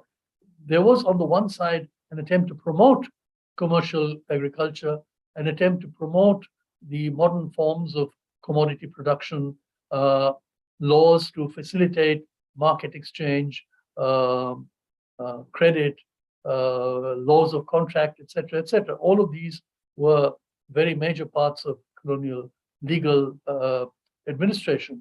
But on the other side, it was also realized that if large numbers of peasants were simply thrown out of the land, then there was no industry which would employ them. Okay, and therefore, it was required to protect tenancy rights against landlords taking away their land, or moneylenders, for instance, taking away the land of indebted tenants. So this set an enduring condition of post-colonial capitalist development, which is to say, a reliance on or a recognition of the political importance of small owners, of small farmers. That continues all the way to this day. Okay. Now, in terms of post-colonial capitalist development, we'll just go through this quickly because in order to come to the final kind of difficult question. Initially, Indian capitalists looked to the new post-colonial state to mobilize the capital for heavy industry and infrastructure. This created large state sector of industry and financial services, much like the second wave. The consumer goods sector was left to private capital. This is under planning, so 1950s, 60s. The popular base of the national movement made it necessary for the state to protect small farmers and craftspeople. Okay, this was part of the various sort of even land reform measures that were taken in the early years. It continued into some parts of India well into the 1970s to protect the small farmer and make small farming viable. Okay, so it was a planned economy with strict controls over private capital. So in a sense, you can see that there was some attempt. Clearly there was an attempt on the one side to rely on the state to manage primitive accumulation. Primitive accumulation was necessary. So for instance, think of the period of the 50s and 60s when all these large sort of steel plants and major townships and ports and airports and all the various infrastructure projects were carried out, all in order to make large-scale industrial production possible.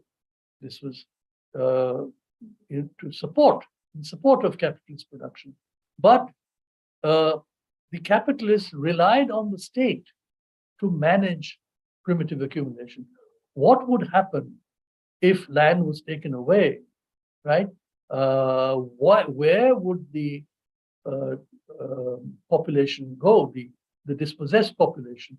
Because in terms of the population, relative population sizes, there was never a question of the lack of industrial labor, right? It was, in fact, a problem of what to do with the absolute surplus population that would be dispossessed. So this becomes the big problem. And capitalism in India from the very beginning depends on the state to manage this politically.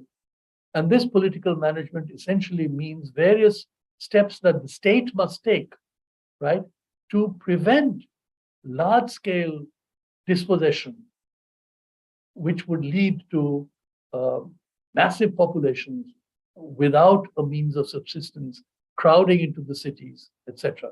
So this becomes the big problem through the 50s and 60s and continued for some time.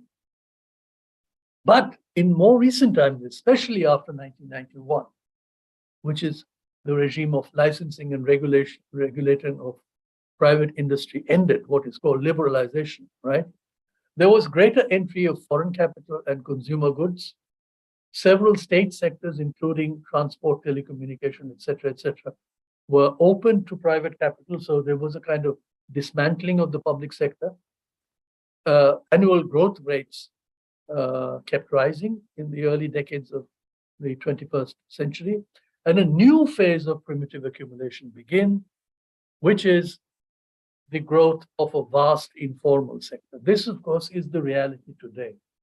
Dispossessed peasants, not necessarily all losing everything in the village. Many of them continue to own land in the village, but the farm is no longer viable as a source of subsistence for the entire family. So very often you'll find one or two members of the family looking after the farm and the others moving to the cities. Many of them continue to have a residence in the city, but work elsewhere. And then you have the phenomenon of the migrant workers, which of course we now know, especially from the COVID period. Migration from rural areas, especially to medium and small towns, and then the spread of non-agricultural occupation in rural areas. Very large parts of India, a majority of the population who live in the villages are no longer farmers. They live in the villages, but their principal occupation is in some non-agricultural activity.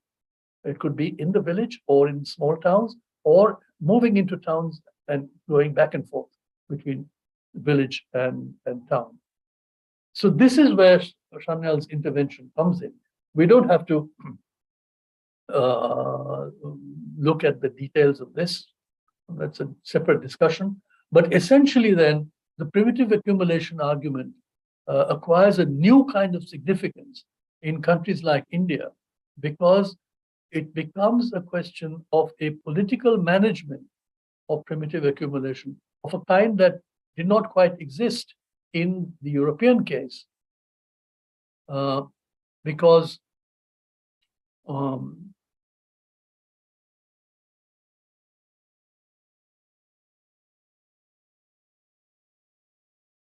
sorry.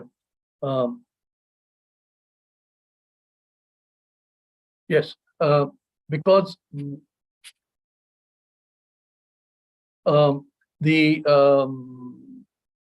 primitive accumulation becomes a completely new kind of significance. It is there, but it produces, it has created a new condition of political management where even though primitive accumulation must continue if capital is to grow, but the question of what happens to the surplus population, because everybody that is expropriated or thrown out of the land cannot be employed in industry, especially the new kinds of industries which have to keep up in terms of its technical standards with the most advanced capitalist countries in the world. So it has to be highly capital intensive, employing high technology, which employed skilled labor, but very small numbers of laborers, of workers. So many of these new factories, for instance, that are opening up, they do not create huge employment.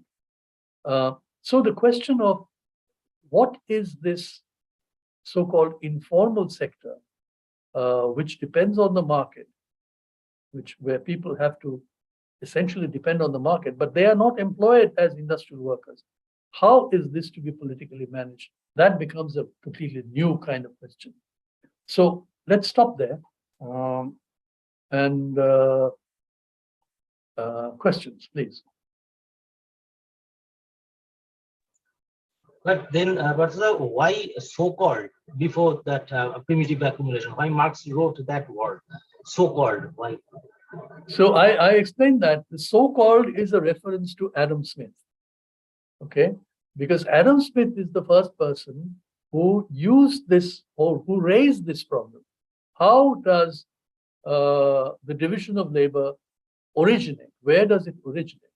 And Smith simply calls it the previous accumulation, right? Smith simply identifies this as the wealth that has accumulated in the hands of merchants. Marx raises this and says that this so-called previous accumulation, right, is not enough. There is more to be said, right? Simply accumulation in the hands of merchants is not enough. So that is what Smith had identified as primitive accumulation. Marx is saying you need more than that, which is why he's calling it the so-called. This primitive accumulation means not simply accumulation of wealth in the hands of merchants, but also the availability of free workers.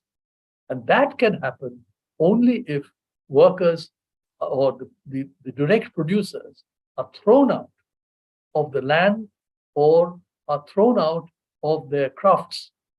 That is the pool that must be made available. And that requires a very particular set of historical conditions. So all of that included is really primitive accumulation. Thank you.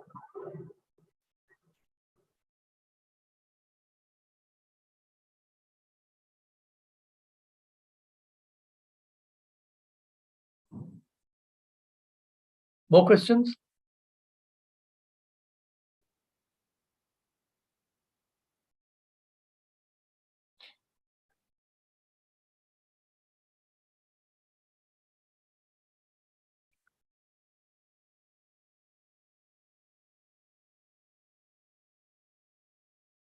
You can hear me. There's one question in the chat. I think you already covered this, but I think he wants more explanation. Why did Marx call the new class of people unprotected proletariat? I think she wants to know why the meaning of unprotected proletariat. I answered that question, I think. Okay. So,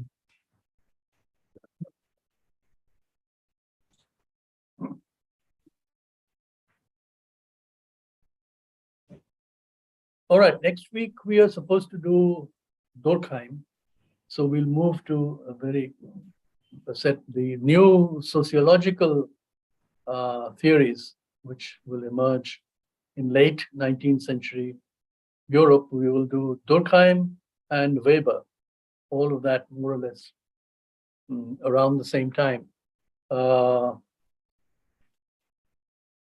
there is one more question from the internet, which is that is Marx leading to the role of the capitalist state with its free laborers to improve the industrial production system, or is he criticizing the system? I'm going to paste it in the chat box because I'm kind of.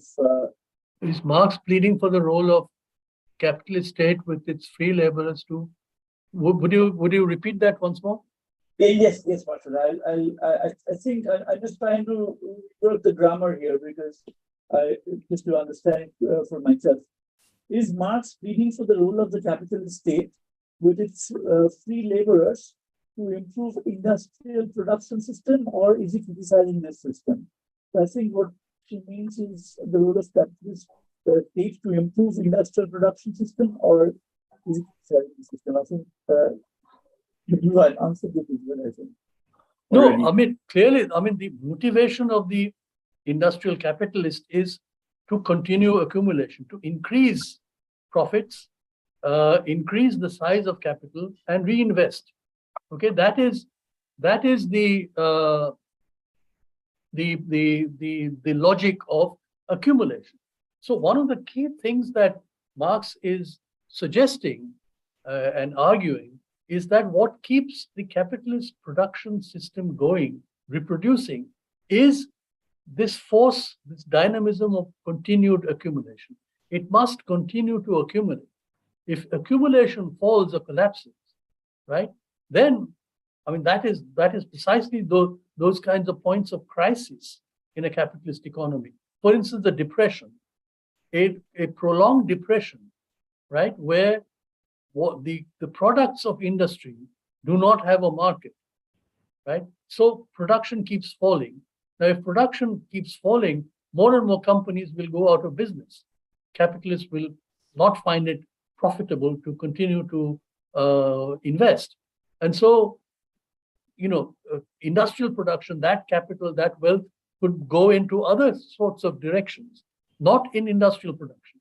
Those would be periods of crisis of a capitalist economy or of capitalist production. So the primary incentive of the industrial capitalist is always to continue to increase accumulation, to increase the scale and size of production, to increase its markets, right? That is the dynamism which keeps it going.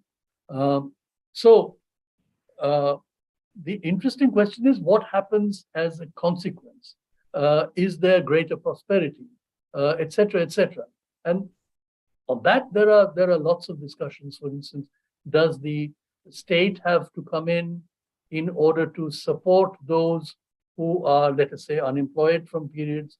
And this is precisely what happens with the welfare state and so on. We will come to this later when we discuss 20th century theories, social theory. Why is it necessary for the state to manage let us say, things like unemployment? Okay, there will be periods of unemployment. There will be periods when lots of workers will not find work. Will they be allowed to die? And this is the interesting question, because what I was suggesting in the discussion today was that in 18th and 19th century Europe, large numbers of poor people did in fact die. they were allowed to die. And without causing serious political disturbance to the system. That is no longer the case. And it's no longer the case because, in fact, very interestingly, on the one side, you had greater and greater organization of the workers. The trade unions became stronger. There was greater and greater demand for the people to have a voice in the running of the state, in the making of laws. So you had a pressure, and this, of course, was primarily in the form of a demand for extension of the suffrage. More and more people were given the vote. Okay, and this is due to pressure. It didn't come from the top. There was pressure, and more people were given the vote, so that by the end of the 19th century, many European countries actually, the large part of the adult male population did have the vote. Women got the vote mostly in the 1920s. In some European countries, even later, women got the vote by about that time. So by the time you come to the end of the Second World War, in the late 1940s, at least Western Europe and North America, there is universal suffrage. Everyone has the vote. There is mass democracy. There are large trade unions, mass trade unions. And it's because of this pressure that the political conditions become very different. It is no longer possible to, unemployment cannot be ruled out. There will be unemployed people, and there will be periods when there will be large numbers of unemployed people. But it became a condition of citizenship itself. The state took the responsibility of actually sustaining the livelihoods of unemployed people. So you had unemployed insurance. State would actually, this would be what would be called the welfare state in the 1950s. States would take up the role of guaranteeing minimum conditions of livelihood for all. Okay, so minimum health facilities, free health facilities in a public health system, minimum housing. Everyone was guaranteed some housing. Okay, and of course, remember, these are mostly countries where you have very cold winters. So you had free housing. Education becomes a very interesting, area, because one, of course, there is universal schooling by the early 20th century. All countries in Europe have complete secondary education for everybody. But then the question of higher learning, access to college and university education, that too becomes, in the era of the welfare state in the 1950s, most European countries and in North America, North America not so much, but European countries certainly, there is screening in terms of merit, but the lack of money, lack of income is not a condition for stopping people from going into higher education. So, so there are state guaranteed access to higher education. So all of these things happen in the 20th century, which did not exist in the 19th, right? So these creates completely new sorts of conditions, political conditions. And of course, in the Western European or North American case, it's no longer primitive accumulation anymore. These are conditions which is why Harvey talks about dispossession of people who lose their savings, for instance, because of the mortgage crisis or the banking crisis and so on. People lose their savings. That often happens, but that becomes a major political problem. In the Indian case, or countries like India, as I've suggested at the end, the conditions are quite different. The political conditions, again, a famine is no longer politically acceptable in the way famines would happen in the 19th century, for instance. Unemployment, of course, is around, but more and more you have, because of political conditions, you have various ways in which, for instance, the entire so-called informal sector, or people who are not employed in either in industry or in subsistence agriculture, are provided various kinds of subsidies and other sorts of support by governments. And this is often called populism, etc. We will talk about this later on further occasions. But these create very different new conditions. These were not conditions that Marx had anticipated or observed.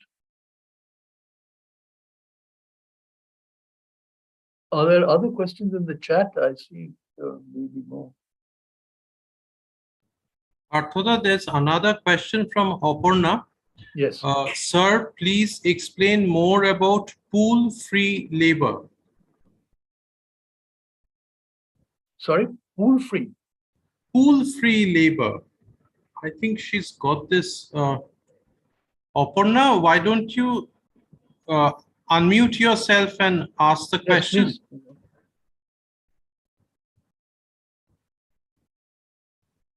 Aparna, can you hear me?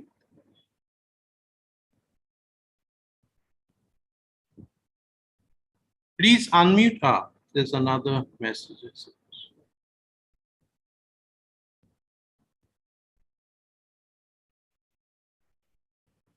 Aparna, please unmute yourself and ask the question.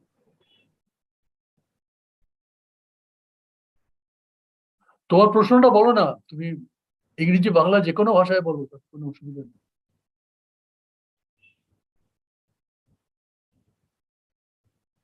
Oh, she can't unmute herself. So তুমি pool free labor বলতে কি বোঝাচ্ছ বলো? The pool of free labor. I suppose what she meant was the pool of free labor. না, pool of free labor মানে হচ্ছে কি, যে বাংলায় বলি যে এই যে জমি থেকে যারা বিতাড়িত হয়ে শহরে এলো, এদের তো কোন রকম মানে নিজেদের ভরণ পোষণের তো উপায় নেই, তাকে তার শ্রমের বিনিময়ে তাকে মজুরি পাবে, তাই দিয়ে তার ভরণ পোষণ হবে, এই তো। এখন এই যে ফ্রি লেবাররা যারা আসছে, এদের সংখ্যাটা কত, এইটা নিয়ে সমস্যাটা হচ্ছে। এদের যারা এই শহরে আসছে গ্রাম থেকে বিতাড়িত হয়ে, এদের সকলে এই যে নতুন ইন্ডাস্ট্রি যেটা তৈরি হচ্ছে শহরে, সকলে কিন্তু সেইখানে কাজ পাচ্ছে না। যারা কাজ পাচ্ছে তারা তো ফ্রি লেবারার হয়ে এবারে ওয়েজ পাবে, সেই মজুরি দিয়ে তারা তাদের নিজেদের জীবন ধারণ করবে। কিন্তু যারা কাজ পাচ্ছে না, এইখানে দুটো ধরনের এই যে পুল অফ লেবার এই যেটা তৈরি হলো, এর মধ্যে দু ধরনের তোমার বা দুটো নয়, আসলে তিন ধরনের লেবারার এখানে পাচ্ছ। একটা হচ্ছে যারা এমপ্লয়েড, যারা কারখানায় কাজ পাচ্ছে। দু নম্বর হচ্ছে যারা এই সময়ে কাজ তাদের নেই, তাদের হাতে কাজ নেই, কিন্তু ভবিষ্যতে পেতে পারে। অর্থাৎ এরা হচ্ছে গিয়ে টেম্পোরারিলি আনএমপ্লয়েড, কিন্তু ধরো প্রোডাকশন বাড়লে নতুন নতুন কারখানায় নতুন লোক নেওয়া হবে, এরা কাজ পেতে পারে। আবার প্রোডাকশন যদি কমে, যে সময় ধরো মন্দা চলছে, সেই সময় প্রোডাকশন কমে গেল, সেই সময় এদের অনেকে আবার বেকার হয়ে যাবে। কিন্তু এইটা কমতে বাড়তে থাকতে পারে, এইটাকে বলা হচ্ছে রিলেটিভ সারপ্লাস লেবার। কিন্তু এইবারে আরো একটা ক্যাটেগরি থাকতে পারে, যারা অ্যাবসলিউট সারপ্লাস লেবার, অর্থাৎ তাদের কোনো মতেই ইন্ডাস্ট্রিতে কাজ হবে না, এইরকম একটা পপুলেশন। এই পপুলেশনে কি হবে, এইটা নিয়েই প্রশ্নটা উঠছে। এইটাতে আমি যেটা বললাম, যে ইউরোপে যখন প্রিমিটিভ অ্যাকুমুলেশন হয়েছিল 18-19 সেঞ্চুরিতে, সেই সময়ও একটা এরকম surplus population, absolute surplus population ছিল। তারা আমেরিকায় চলে গিয়েছিল, হ্যাঁ, ইউরোপ ছেড়ে আমেরিকা গিয়ে সেখানে তো আমেরিকায় তাদের নতুন করে জীবন শুরু হলো। আচ্ছা, অনেককে যুদ্ধ, এই যুদ্ধের সেনাবাহিনীতে এদের কাজ হলো, তাতে প্রচুর মারা গেল। এই অ্যাবসলিউট সারপ্লাস পপুলেশনের একটা বিরাট অংশ তারা মারা যাচ্ছে। ওই সময় ফ্যামিন হয়েছে, ওই সময় বড় বড় মড়ক তখন হতো ইউরোপে।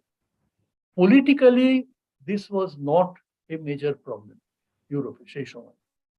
আজকে পৃথিবীতে এইগুলো পলিটিক্যালি অ্যাকসেপ্টেবল নয়। সুতরাং এই যে সারপ্লাস পপুলেশন, এটা শুধু মানে বিকার ভাবে হোক, এরা মানে দুর্ভিক্ষে মারা যাবে, এইটা এই সময় অ্যাকসেপ্টেবল নয় পলিটিক্যালি। তাহলে এদের জন্য কি করা হবে, এইটা একটা নতুন প্রবলেম তৈরি হচ্ছে। হ্যাঁ, এইটাই এখন political management of primitive accumulation সমস্যা হয়ে গেছে।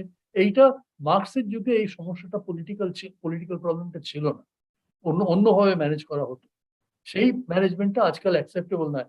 আজকাল এদেরকে নানা রকম ভাবে আমরা যেগুলো এখন বিভিন্ন সরকার এবং তাদের রাজনীতি এবং রাজনীতিতে বিভিন্ন সময় নির্বাচনের আগে যে সমস্ত প্রতিশ্রুতি দেওয়া হয়, এগুলোতে তো এইটাই সবচেয়ে বড় কথা, যে সরকার থেকে বিভিন্ন ভাবে তাদের নানা রকম সাপোর্ট দেওয়া হবে।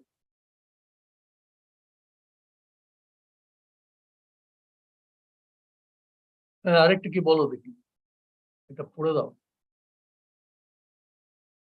Rajarshi, just unmute yourself and say.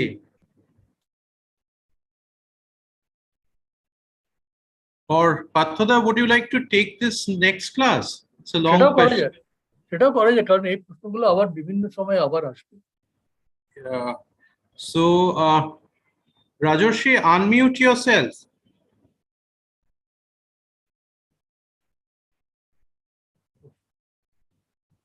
হচ্ছে না। Okay, so sir, in German ideology, Marx makes the point about the ideological superstructure corresponding to the material base. Yet Marx was writing in mid-19th century at a time when industrial capitalism had more or less entrenched itself as the central mode of production. So it was not a transitional period as far as the productive structure is concerned. So if, according to Marx, the dominant idea is supposed to correspond to the base, then where from does Marx's critique of capitalism arise? Considering he was also not a member of the proletariat as such. In other words, what is the material basis of the critique of capitalism at a time when capitalism is itself the dominant productive structure? Listen, you see the idea about the base and the superstructure, of course, this is a very early formulation. German ideology is part of the early writings of Marx, 1840s. But the basic idea is that of the dominant mode of production, the dominant economic formation, and the corresponding dominant ideological formation. What is the kind of ideological formation in dominance? And there is a correspondence, as Marx is suggesting, between the capitalist mode of production and the ideology of capitalist production, where actually Marx talks about this in not directly, but about, for instance, ideas such as equality, property, right, rights, all the question of the basic liberal ideas of individual rights. We've already discussed this when we spoke about civil society. Civil society is the dominant formation. The ideology that makes civil society possible is the dominant ideology, of which on the one side there are the rights of the citizen, which are enshrined in the state. That is part of the liberal ideological structure of capitalism, which says all citizens are equal. They all have equal rights, right? They are equal participants in the sovereignty of the state. On the other side, there are the institutions of civil society, where precisely based on this equality of rights, it facilitates the inequalities. It makes possible and in fact reproduces the inequalities in civil society. As we've just said, I mean, for instance, in terms of this pool of free workers, capitalist ideology would insist that slavery is wrong, that serfdom is wrong, right? They must come to an end because all individuals have equal rights to freedom. Okay, so the serfs must be freed, slaves must be freed. But having won their freedom, right, they have a right to property, but they do not have it. They do not have any property. So what do? They sell the only property they have, which is their capacity for work. Now, that is completely consistent, as Marx is suggesting, with the dominant ideology. Now, what is the contrary form? And this is where one of the things that Marx is suggesting in this short chapter on the historical transition is what is the contrary force that is built within the dynamics of capitalist reproduction, the dynamics of accumulation. And what Marx is suggesting is that the dynamics of accumulation itself leads to a centralization of capital and hence greater and greater socialization of workers. The workers are brought together, right? It facilitates the socialized possibilities of socialized cooperation among workers. And this is the contradictory force. It comes from within the capitalist society, but it leads or has the potential of destroying capitalist society and leading to a new mode of production. This is broadly the logic of Marx's historicist argument. Now, you can have all sorts of debates as to how far this is a viable argument. Has it actually worked out that way? Are there different, for instance, has the possibilities of greater and greater accumulation necessarily led to greater centralization? You've seen all sorts of changes, responses to various crises. For instance, the fact that with the availability of new technologies, advanced capital has in fact dispersed, right, into a whole series of ways in which instead of centralizing production at one place, it's been dispersed into so for instance, today you will find, for instance, a car being manufactured with parts which are made in many different parts of the world, which are then just brought together and assembled at one place. Now, this is not centralization. In fact, this is a decentralization of production, which has clearly happened as a response to various particular forms of crises in capitalist production itself. So what are the implications of this for the possibilities of greater organization of workers? It clearly means a reduced possibility of workers to come together because they're no longer concentrated in huge factories anymore. So, I mean, these are very, very, very complicated questions, and it's based on an experience which I have in his time. But this is all. These are all sort of questions of contemporary critiques of of capitalist production today.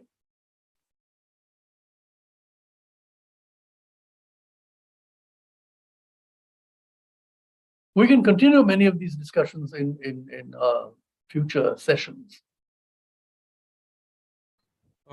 We don't have any more questions as far as I can see. So Shobik and everybody was present in this class.